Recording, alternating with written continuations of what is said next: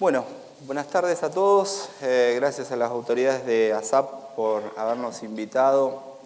Para nosotros es muy importante como provincia de Buenos Aires estar contando hoy acá un poquito del trabajo que hemos desarrollado y que ustedes conozcan un poquito de la realidad de la provincia de Buenos Aires, de cuál es el estado actual de situación que tenemos en la provincia luego de unos cuantos años de gestión, pero básicamente voy a hablar un poquito de esta historia de la provincia de Buenos Aires y del tema que nos ocupa, que tiene que ver con el financiamiento.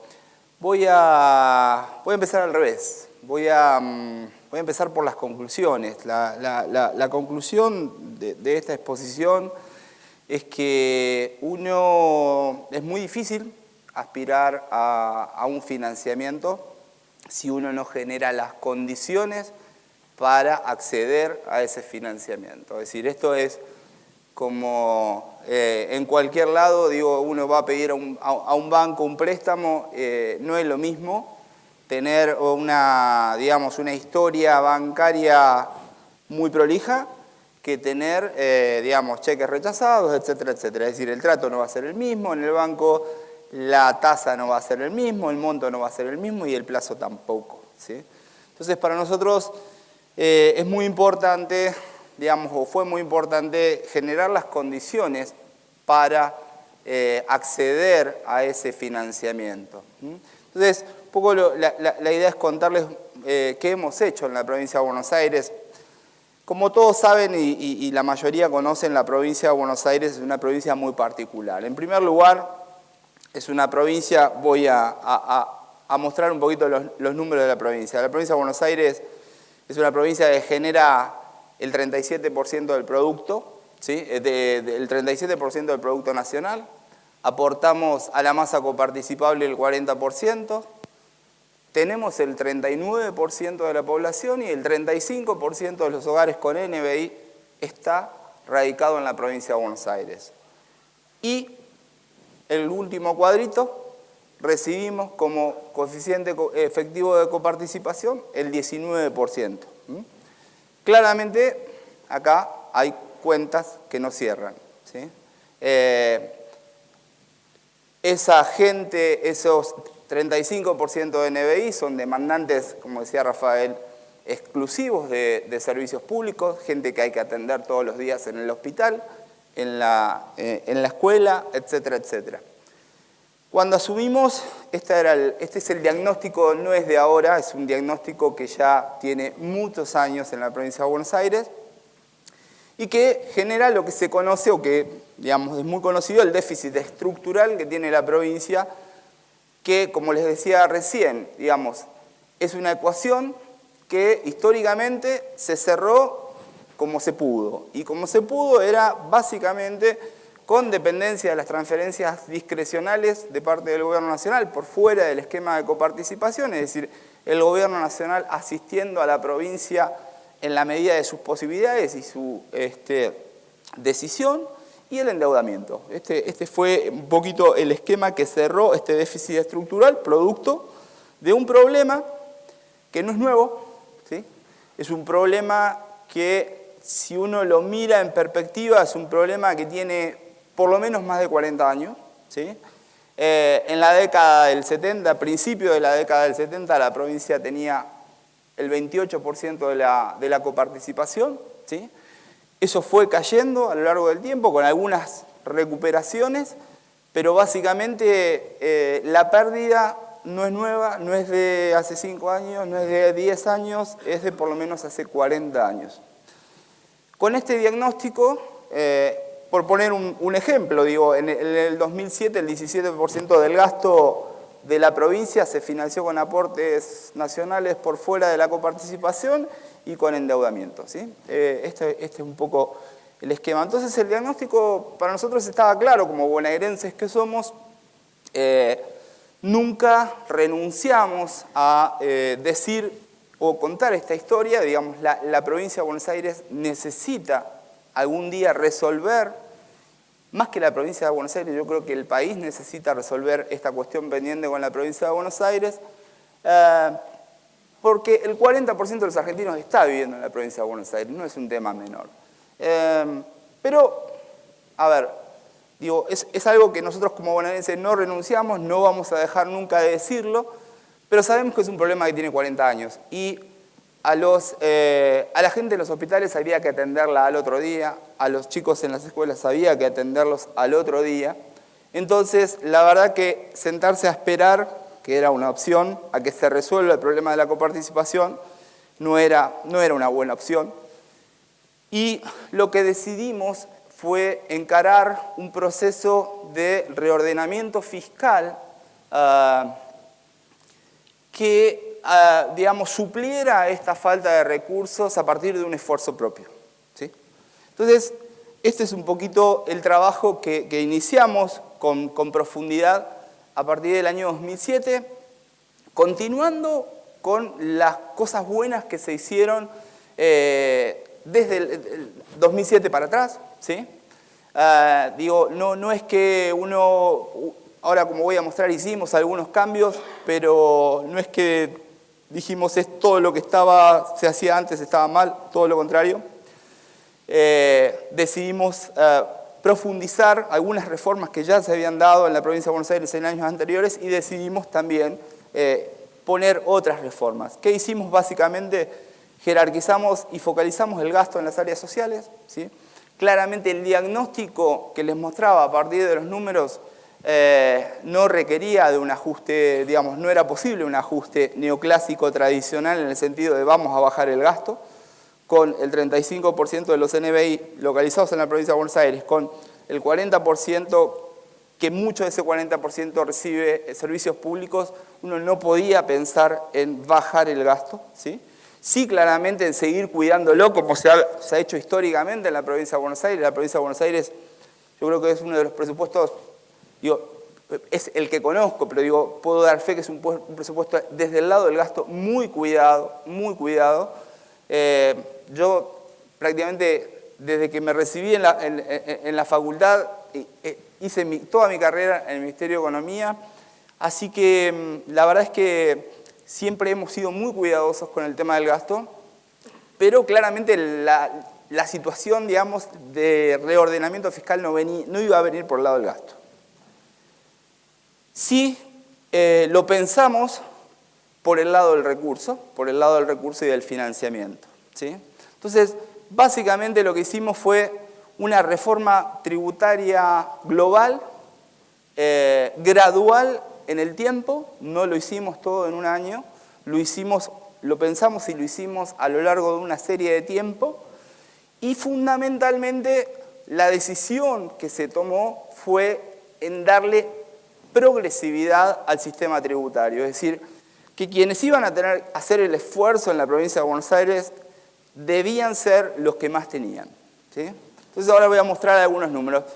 Creamos Sarva jerarquizando un poquito la administración tributaria, dándole fortaleza para cobrar los impuestos que realmente tenemos. Creamos una nueva ley, pusimos una nueva ley de administración financiera, en realidad la única ley de administración financiera que reemplazó una vieja ley de contabilidad que está, digamos, en casi todas las provincias, lo que nos permitió algunas mejoras sensibles en el cuidado del gasto y sobre todo en la parte financiera, a partir de la creación de la cuenta única. La provincia de Buenos Aires tenía hasta la creación de la cuenta única más de 3.500 cuentas bancarias, ¿sí? Algunas que dependían de rentas generales, otras que tenían recursos propios. Entonces aquel que tenía un recurso propio vivía como organismo público de la provincia de Buenos Aires una vida relativamente distinta a aquel que vivía de rentas generales. Lo que hicimos también fue emparejar hacia adentro todos los organismos iguales, y la creación de la cuenta única también nos permitió un manejo financiero que nos generó, digamos, buenos beneficios en materia de, sobre todo cuando las cuentas estaban muy acotadas. Entonces, lo que les voy a... Acá está un poco la explicación de por qué no hicimos, claramente estos son los números en términos del PBG, claramente no hubo un ajuste neoclásico en términos de gasto, el gasto creció en la provincia de Buenos Aires en términos del PBG, Y ahí estamos viendo el gasto en seguridad. Este año para el Ministerio de Seguridad estamos planteando un presupuesto con un aumento del 66%, porque entendemos que es uno de los principales problemas que tenemos en la provincia de Buenos Aires, es en todo el país, pero el tema del reclamo de la seguridad es algo muy importante. Y el gasto en servicios sociales también siguió creciendo. Pero bueno, ahora sí, ¿qué fue lo que hicimos en materia tributaria como para obtener esa masa de recursos que le faltaba a la provincia y poner un poquito las cuentas en orden, ¿sí? En cuanto al inmobiliario, la provincia de Buenos Aires cobra básicamente 4 grandes impuestos. Ingresos brutos, la provincia de Buenos Aires y todas las provincias, inmobiliarios, automotores y sellos. Son los 4 grandes impuestos que las provincias tienen. En materia de inmobiliario, no solamente es acá, esto está, digamos, muestra el urbano, pero en la parte celeste pueden ver el alicuotario progresivo en materia, digamos, de edificado urbano. La parte de la tierra, bueno, ahí está relativamente planchada, pero gracias a que hicimos un revalúo fiscal después de 50 años que nos permitió también tener alguna mejora. Y lo más interesante es el tratamiento del baldío. Claramente la tierra improductiva en la provincia de Buenos Aires decidimos castigarla en materia impositiva para que, básicamente, de fomentar la productividad de esa tierra, ¿sí? Entonces, claramente el alicuotario es bien diferenciado si uno está haciendo un uso productivo de la tierra a que si no lo está haciendo. Con el revalúo rural, lo que se buscó es, además de actualizar las valuaciones fiscales, también corregir una distorsión que se dio a lo largo de 50 años de historia. Y ahora voy a mostrar un gráfico que creo que refleja el tratamiento que tenía la tierra en la provincia de Buenos Aires. Este gráfico lo que muestra es digamos, cómo afectó el revalúo rural, ¿sí?, a los distintos, a una partida promedio, ¿sí?, de 1.200.000 pesos promedio, ¿sí?, en los distintos sectores de la provincia. O sea, los que están abajo a la derecha, esos partidos, estamos hablando siempre de la misma valuación, un campo igual con la misma valuación, ¿sí? Los que están abajo pasaron a pagar más. Los que están arriba pasaron a pagar menos, ¿sí? ¿Qué pasó? Digamos, ¿por qué se llegó a esta situación? Bueno, porque una hectárea en Madariaga de 1.200.000 pesos, y 1.200.000 pesos vale lo mismo en cualquier lado, ¿sí?, es 1.200.000 pesos, resulta que impositivamente no era lo mismo en Las Flores que lo que era en General Sarmiento, ¿sí? Y esto es producto de la sucesiva aplicación de coeficientes correctivos, es decir, básicamente cuando uno decía, a lo largo de 50 años, cuando se sentaba con el campo, decir, bueno, voy a actualizar el inmobiliario. Bueno, decidámoslo vía coeficientes correctivos.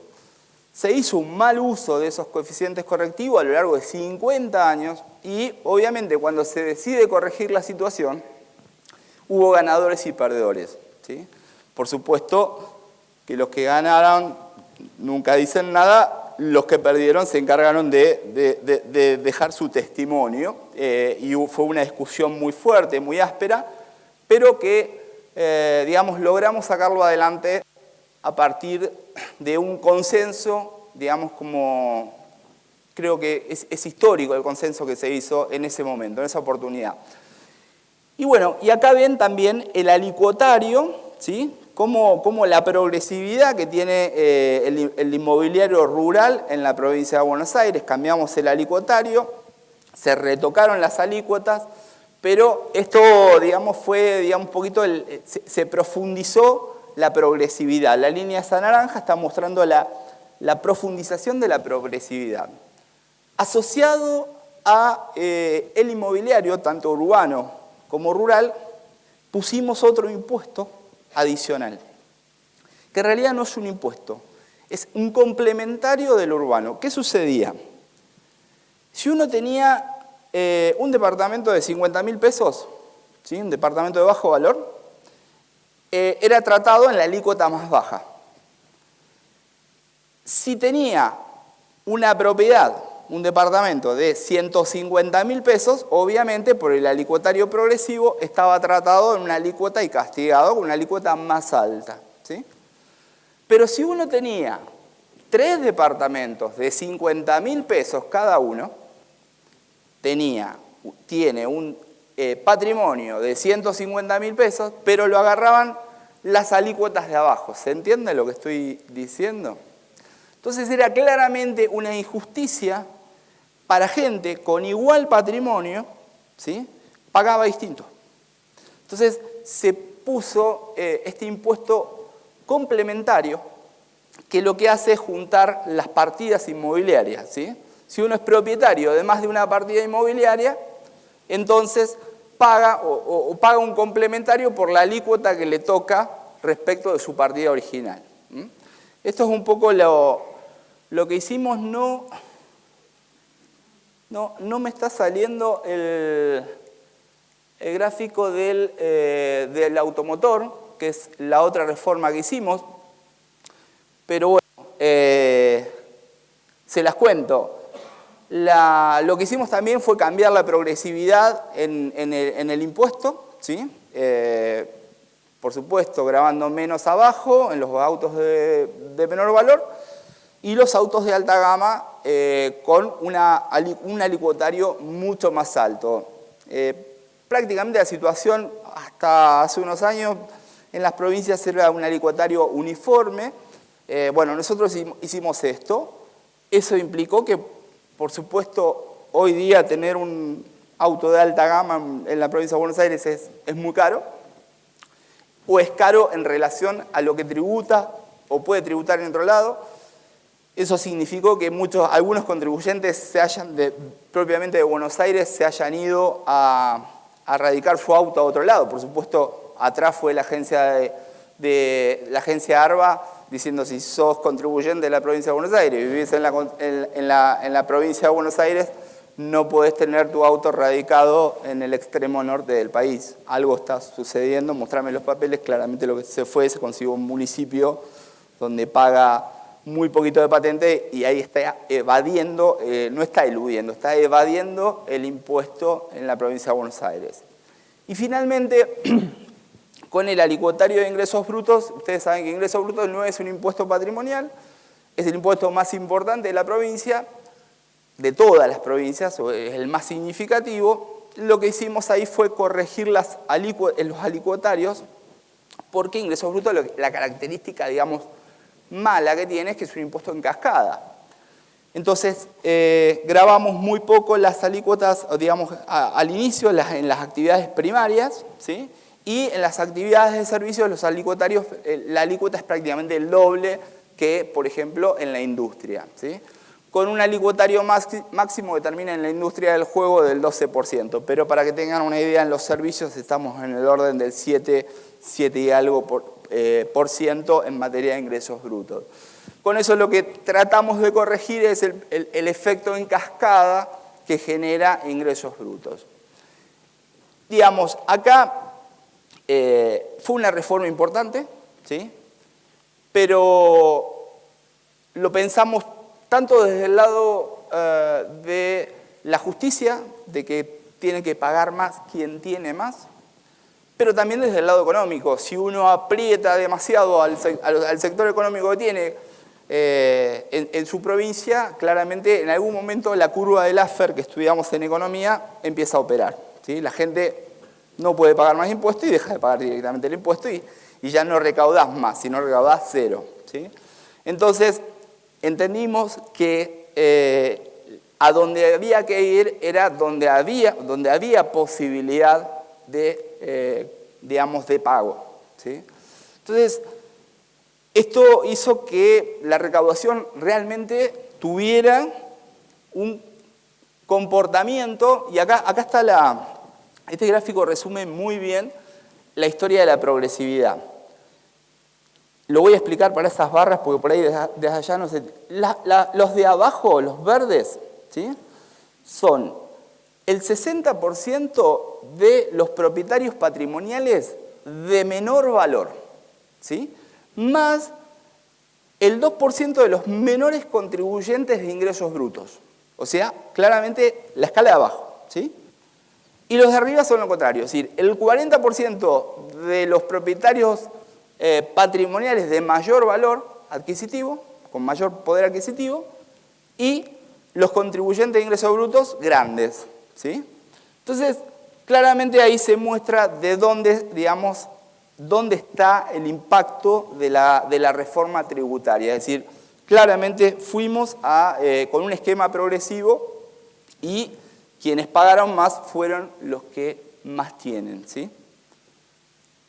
Bueno, la reforma dio resultados, claramente ahí se ve la evolución de los recursos propios que están en naranja, los recursos azules es la coparticipación nacional, mientras los recursos provinciales nuestros desde el 2007 a esta parte crecieron 795%, los nacionales 554%. Obviamente el plus es reforma tributaria y administración tributaria. No hay magia en esto, los números de la provincia, este déficit crónico, ¿sí?, a partir del año 2013, que es cuando termina de operar plenamente la reforma, empiezan a mejorar drásticamente. 2013 cerramos con un resultado primario positivo, ahí estoy mostrando el resultado financiero, es decir, después del pago de intereses. 2014 pensamos cerrar con 500 positivo arriba y estamos presentando en este momento un presupuesto en equilibrio, es decir, el resultado, digamos, la mejora fiscal en la provincia de Buenos Aires ya no es una circunstancia, es una situación, digamos, de estabilidad, por supuesto, con las restricciones del caso, ¿sí? Yo no desconozco que tenemos mucha necesidad de invertir, por ejemplo, en rutas, en obras estratégicas para la provincia, pero la verdad que al igual que el resto de las provincias y la nación, hemos estado muy afuera del financiamiento durante mucho tiempo y la verdad es que si la plata no está, magia, uno puede hacer de todo, menos magia, ¿sí? Esto no quiere decir que, digamos, esta es la panacea, pero sí es claramente, como se ve, una situación fiscal mucho más aliviada de la que teníamos antes. Ahí los números claramente lo muestran. Y la otra cosa importante, que es básicamente el hecho de haber estado fuera de los mercados, pero también haber mejorado mucho los recursos, ¿sí?, sobre todo los propios, hace que el indicador de capacidad de repago de la deuda, que en 2007 estaba en el 108%, es decir, uno necesitaba 13 meses de recaudación para pagar el stock de deuda, hoy en 2014 estamos cerrando en 46% y no está del número del 2015, pero en 2015 nos vence el bono más grande que tenemos, que es el Buenos Aires 15, que son $1.000 millones, con lo cual si llegamos a pagar, si pagamos ese bono, digamos, una vez pagado ese bono, prácticamente la situación de la deuda en la provincia de Buenos Aires prácticamente, yo digo, tiende a prácticamente desaparecer. No hay, si uno busca en el resto del mundo, no hay, uno se encuentra con los países europeos, tienen 100% de deuda del producto, acá estamos hablando de 7%. Digo, es 100% del producto, son 3 años de impuestos para pagar tu deuda, acá estamos hablando de 4 meses, ¿sí? Y es una situación que creo que se replica en el resto de las provincias y a lo largo de todo este proceso de desendeudamiento que ha tenido la Argentina. Entonces, acá llego un poco a las conclusiones, ¿sí? La conclusión es, uno tiene que hacer la tarea para acceder al financiamiento, ¿sí? Es una condición necesaria, ¿sí? No es suficiente porque después está el entorno externo que te condiciona, pero si no tenés esa condición necesaria, es muy difícil acceder al financiamiento. Nosotros creemos que la provincia de Buenos Aires hoy con el equilibrio fiscal alcanzado, con el desendeudamiento, digamos, también alcanzado, hoy está en condiciones de acceder al financiamiento, que por otro lado es el financiamiento el que nos va a permitir hacer esas obras que nos llevan al desarrollo. Como les decía, hacer una ruta que te va a durar 10 años no es algo que uno lo pueda hacer con los recursos del día, es muy difícil, el sacrificio fiscal es muy grande, hacer un hospital, nosotros tenemos un hospital emblema, que es el Hospital Balestrini de La Matanza, que debe ser el hospital más moderno de la Argentina y el más grande de la Argentina. La verdad es que sin un crédito del BID ese hospital no se podía haber construido, es mucho el sacrificio que hay que hacer. Entonces, la verdad es que nosotros decimos que tenemos o hemos generado las condiciones para pasar por ventanilla cuando el mercado de capitales se abra para Argentina. Creemos en el financiamiento en un uso responsable, como puede ser con un analgésico. Digo, si uno usa un analgésico y lo usa responsablemente, le mejora la calidad de vida. Ahora, si usa ese analgésico para tapar la enfermedad, es decir, si usamos el endeudamiento para tapar las malas políticas, la conclusión es exactamente la contraria, es decir, uno se va a meter en un soberano problema como se ha metido la Argentina en la década de los 90 a partir del uso extremo del financiamiento para, ocultar una mala política económica. Creemos que las condiciones en Argentina están, la situación en la provincia es esta, yo creo que después vamos a escuchar el resto, lo que sucede en las otras provincias, pero hoy la situación, por lo que uno escucha, habla, es relativamente parecida. Y en términos de financiamiento, básicamente, en este tiempo afuera del mercado internacional, nos hemos concentrado en dos líneas de financiamiento. En el mercado interno, vía un programa de letras que tenemos ya establecidos desde hace 4 años. Sí, este va a ser el 5º año de nuestro programa de letras. Ha adquirido un volumen que es el segundo programa detrás del central, ¿sí? En materia de volumen. Es un programa que todos los meses hay una licitación y es un programa que permite, si bien es un financiamiento de corto plazo, que uno lo tiene que administrar con mucho cuidado, pero es un financiamiento que uno le permite, digamos, ir saltando, digamos, los vaivenes que tiene a lo largo del año, que tiene cualquier estado. La segunda línea de financiamiento tiene que ver con los organismos internacionales de crédito.